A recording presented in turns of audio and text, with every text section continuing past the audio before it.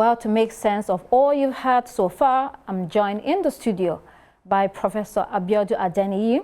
He is a professor of communication and Dean, School of Postgraduate Studies, Baze University. Prof, thanks for joining us. A pleasure. You're doing excellently well on the other side. You're on the other divide now. Yeah, well done. You're welcome. Nice, you're well welcome. Nice to be on this side. Maybe one day you come over here. Well done. Okay, so let's go to the issues of the day. I mean, we were talking to Mukhtar Sirajo on the ground in Kaduna, and you listened in. What are your thoughts on all that has been said so far? Well, it's unfortunate, first of all. It's a very complex issue because first, people should look at it from the individual relational aspect before we come to the governance aspect. If you look at former Governor Nasir El-Rufai and Governor Obrasani, they are very, very close associates. You know, it goes beyond, even beyond the time Governor El-Rufai became governor. When Nasir El-Rufai was Minister of Abuja, Governor Obrasani was one of his aides. You know, so they've been friends for a very long time. And when Governor Nasir was in exile, Obrasani was one of his closest associates on ground. You know, that guided him through the trying moments. And do not forget, of course, when he became governor, he went along with him as aide and helped him or supported him to become a senator. So these are associates, and sometimes when political differences emerge like this, there's a way in which the rest of us may want to, sensationalize this. The way we want to find it salacious. But if you look deeper, you'll find that it's probably, at the end of the day, it's going to be a storm in a teacup, you know, just like your previous resource person said. But again, the governor may not be totally wrong, you know, revealing the amount of debt on ground, because it's obviously having difficulties, and of course people are raising eyebrows why some things are not being done.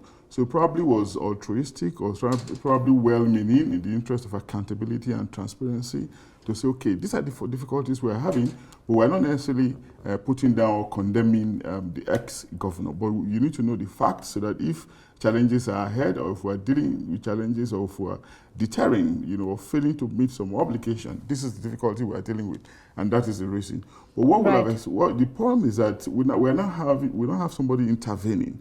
The son of the former governor is the most wrong person. We're coming to that. Yeah, exactly. We're coming to that. Okay. I like that you use the word sensationalism, because I gathered that actually there is no rift between Nasir El-Rufai and Obrasani. You know, they're good. It's just like you said, people out there commenting and making unguarded statements, some have said, concerning this. The two men are good. So this is what, politics become when people decide to take on things they're not supposed to speak on, and especially when there are young people like Bashir El-Rufai. But let's come to the governor has said he's been unable to pay the wage award, which was something that was put together to cushion the effect of the removal of fuel subsidy. And that's a big problem. How do you think that will affect the citizens of the state? It will definitely affect the citizens, because it's a very difficult situation that they are in. Out of 10 billion allocation every month, about 7.5 billion went to debt servicing in the last month, in March. You know, that's a very difficult, situation to actually navigate from. I don't know the amount of creativity he'll be able to muster, to navigate, that channel. Very tough one. But he's already talking about borrowing. First of all, he has gone to the president, and the president told him that for the money that is owing in dollars, 587,000 US, he can do next to nothing, because it's a World Bank loan. It's a commitment that has to be met. The president has told him so. So that's out of it. Then perhaps for the one that is being owned in Naira, what else can he do again? Then of course there are about 112 contractual obligations. And of course, these obligations are also rising because of variations, because of inflation, and because of difficulties in the system, in the economy, which is creating more complications. And these contractors probably need their funds. Definitely they will need their funds. So it's a difficult situation, and it's already thinking of borrowing. Borrowing from where? You know, in a situation where you have obligations you cannot pay, obligations that were not necessarily brought about by yourself or by previous government. You know, who will want to you know, give resources to you when they know that your obligations, the one you're on ground, is not being met in the first instance. Difficult situation, but I think at the end of the day, we might need some level of intervention, not from anywhere else again, but from the federal government at some levels. You know, otherwise, nobody wants a state, you know, to ground to a halt on account of the inability to pay debt. And for maybe going forward, we should also have to review this resort, you know, to credit. Credit is not to be abused, irrespective of your ability to access them. You know, what about other sources through which you can manage your finances? You know, what the question of prudence has never been addressed, you know, in this system since we've been talking about economic difficulties. The question of the absence of transparency, accountability is not being addressed, you know. There's still evidence of profligacy around. And of course, if this attitudinal change, you know, come into the process, there's a lot that can be saved, you know, such that government can begin to meet their obligations. So part of the solution that he is looking at is restructuring the loan. So he has been to the president, is speaking with the Minister of Finance, and the idea is to restructure the loan in such a way that they don't need to take 7.5 billion naira monthly from the state, because that's quite a bit. And also, additionally, Kaduna is not the only state going through this. Many states across Nigeria, the only reason why we hear this is that there was a town hall meeting where people were there, and so he had to give an account. You know, so shouldn't we now look at the broader issue of debt and borrowing, reckless borrowing in Nigeria? Yeah, that's what I was going to talk about. I agree that it's good for us, for the state to renegotiate it, and beyond renegotiating the terms of payment, it's also the need to prioritize projects. Maybe this is not the time for white elephant projects. This is the time to focus on people-centric projects that can impact directly on the people, you know, the everyday people finding it difficult to live everyday life, as the case could be, you know. So those kind of rethinking priorities will come in, and of course, we're already talking about, you know, the larger question of the economics of borrowing, which was very prevalent in the last 8 years before the coming of President Tinubu. You know, it's been a shame of our system, you know, that we cannot actually think about any other way of raising money to cushion the shortfall in our revenue other than borrowing, you know, resort to borrowing. And we keep talking about these indefinable, you know, very imprecise, problematic debt to GDP ratio, which sometimes when you look at it critically, you know, is actually unrealistic and even unreasonable. You know, why do you think because you have access to credit, you continue to exploit? What about other means, you know, of managing your resources, you know? What about prudence, you know? What about transparency that I talked about? Accountability, you know? And of course, reducing the cost of governance. This is more like a cliche because it's being said every day. These are measures that have never been taken in the system, and we still see, you know, business still being as usual, you know? There's no moderation anywhere. There's no austerity, no sacrificial lifestyle anywhere. It's still about ostentation, luxuriation, faced with declining resources and, of course, difficulties on the part of the people to survive, you know. So this attitudinal change, behavioral change, change in our value system on the part of the people led by leaders will have to be injected into the system for us to deal with the debt burden, you know, because it can't just be resort to borrowing. I mean, I agree with what ex-Minister Fashola once said, that we should not equate public borrowing to home economics. Yes, we know government will borrow, but we've been borrowing over many years, you know, and it's very, very difficult for you to see a corresponding effects of those debts, you know, in terms of our lifestyle, even in infrastructure, in utilities, and much else. So let's drive down further. Debt Management Office. Yeah.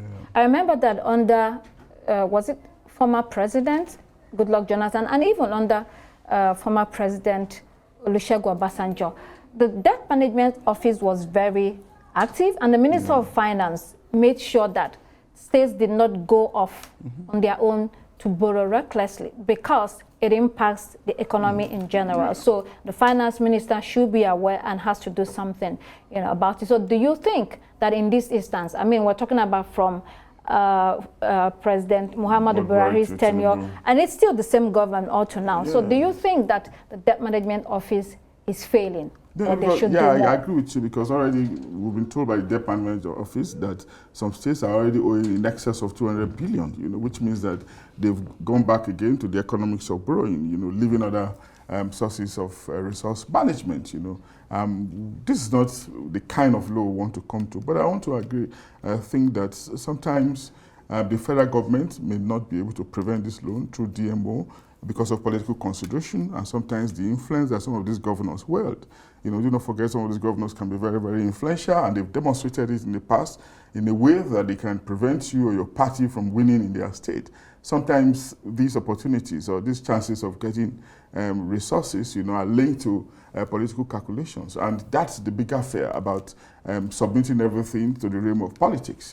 Where merit, good governance is pushed to the background, it becomes a problem. And when you see some of these big problems rearing their head, it's not too far from, the wielding of political interest, political influence, political interest, and it's not good for the system overall. Constance. Thank you, Professor Adeniyi. Stay with us. We'll be back to you.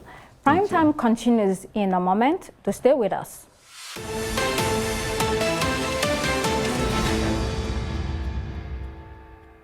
Thinking of banking in Africa? Think Zenith.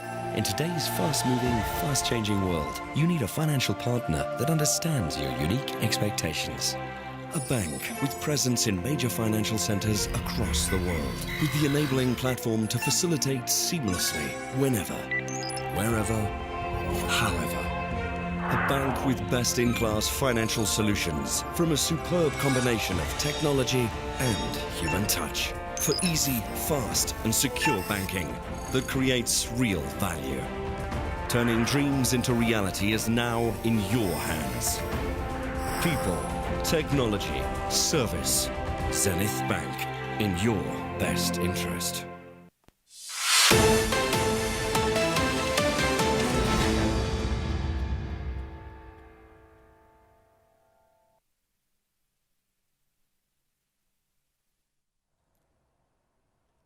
A big win for Nigeria in the aviation sector.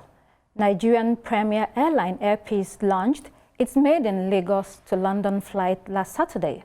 This opens up a world of possibilities for the airline and Nigeria on what is regarded as one of the busiest and most lucrative routes from the country. Some distinguished guests joined the Chief Executive Officer of Air Peace, Alan Onyema, on March 30 for this inaugural journey from Lagos to London. The historic direct flight took off from Murtala Mohammed International Airport, Lagos, and landed at London Gatwick Airport. The London trip comes a month after the Nigerian flag carrier said it would commence direct flight operations from Lagos. You're watching Arise Prime Time. We're still here, and I'll be speaking with Professor Adeniyi as we continue the conversation. Prof, thank you once again for taking time to be with us. Thank you. So finally, Air Peace launched its maiden flight, much anticipated, to London. That's a very good relief, some break, and of course coming from the private airline, the biggest in Nigeria, no doubt, is something that we should be happy about, even celebratory, And of course, we expect them to grow beyond that, to also cover many African capitals, because you do not want to travel to the average capital in Africa, and that's where that airlines can also do kabu-kabu, because they will be doing many stops. We expect Air Peace to grow beyond this and probably challenge ASCAI that is dominating the West African sub-region. They need in the future, to go beyond Accra, beyond Freetown, which they stopped going to recently, and cover more African countries, and probably be a challenge to Ethiopian airline as well. But going to London is a welcome development, no doubt. You know, the fanfare was excellent, the razzmatazz was brilliant, but we also need sustainability. Remember that before now, Medview was went to London. Right. Bellevue was also there. I'm not sure. I can't remember Arik. Yeah, I also went. We had so many local airlines that also went the London route. You know, but Airpeace is big enough. You know, difficult route London, that is, because you have to give consideration to the kind of airline, and of course there are so many rules. You know, at the airport you are going to land, you also have to mind it. You know, because they have to tell you which airport terminal you are going to use. You know, I mean, all this politics comes in. It's okay, it's gratifying. They've been able to summon to go through the politics thus far, again through the instrumentality of the aviation minister, like Mr. Allen Oyoma told us. You know, but above all is sustainability. Right. Also good, gratifying that they're going to undersell the British Airways, you know, and undersell Virgin Atlantic and some other airlines that dominate the London-Nigeria route, right, as the case could be. Yeah, we look forward to more wins, you know, with Airpeace. It's good that you pointed out other African routes, you know, regionally and continentally. It is very difficult to travel from one capital city in Africa to the other because of, you know, these issues of availability of aircrafts, you know, or operations. Sometimes, or most times, it is actually cheaper to go outside the country with foreign airlines and fly back. You know, so that's why the sustainability issue that you talked about is very important. Very important. Do you see Airpeace sustaining this business, and what are the things they should do in order to continue? I think most of the time, these things depends on management, really. And if you look at, I don't know the managing director of Airpeace, but if you look at him, he looks like a very committed person, like a patriot, the way he talks, going by public reputation and his public pronouncement. And I think he's very hands-on. He's directly involved in the management of the place. Most of these companies actually depends on the success or failure of most of these companies. Depends on management, you know, because human beings can be very complex and dynamic and shifty in their predilections and peccadillos, you know. But if you are hands-on, if you watch them very closely, you know that this is your own company and you do not want to fail. I think success will just be around the corner and you can become successful. But let's also be mindful of the fact that the aviation sector is a very complex sector. So many nodes in the network, so many chains, you know, apart from the aircraft, you know, you have to be mindful of the crew as well. You have to be mindful of those on-ground operations. So many sections, really, that you have to, where you have to ensure some level of perfection. So all these pieces in the jigsaw will have to be well fit and continuously so, you know, so it requires constant, you know, management, excellent management. And I think so far he hasn't done badly. He's making progress. But again, what I will say other than to say that good luck to him. Will you fly Airpeace? I'm asking this because there are people that are wedded to BA and foreign airlines. So we have to fly Airpeace. We have to also, you know, be concerned about the price, you know.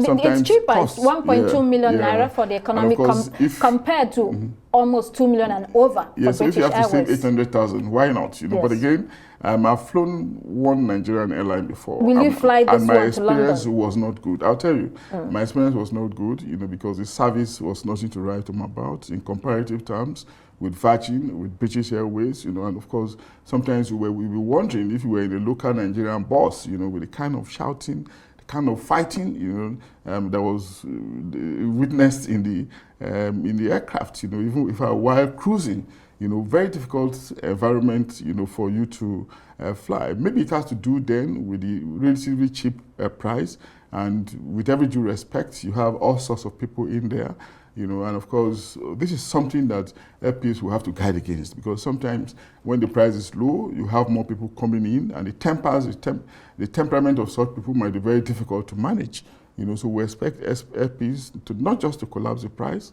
but also, you know, to have an eye, you know, on those, you know, that will be flying in them. You know, sometimes they may not be able to determine this, I know, but the captain is also there. And of course, maybe we should also talk to the passengers to Right. be well behaved, appreciating the fact that yes, you now have an airline that is cheaper, but do not abuse it by being unruly. So, you know, let's just wrap up with this. The CEO of Airpeace, Alan Onyema, said, and I quote, "This is just a 6-hour flight, a piece of cake." I think it's saying it in the context of, you know, the fact that they fly to China for 10 hours. They have routes to Saudi Arabia, I think in Indonesia, a couple of other countries. Should he be that boastful and confident? No, I don't think he's boastful. He's just being confident, you know. And I remember it was governor of Anambra State who said, you can't hide excellence, you know. And sometimes when you are good and you say it, people just misunderstand you. I think he's very confident of their facility and the service they can provide. So if they can go to India, if they can go to which other country did you mention, then what's London? 5.5 hours from Abuja or 6 hours from Lagos? 6 hours, yes. So it's not a problem. To that extent, saying it's a piece of cake, it's not necessarily being boastful. It's just saying it as it is. And so you will be flying Airpeace. Yeah, well, hopefully, Thank you so much, Professor Adeniyi, for joining us this evening. We look forward to seeing you again. Anytime. Thanks. And well done for doing excellently well, playing a different role. I almost forgot my glasses. No, I need it. Well, that's it for this edition of Prime Time. Do join us again tomorrow. From me and the entire team here in Abuja, goodbye and thank you for watching.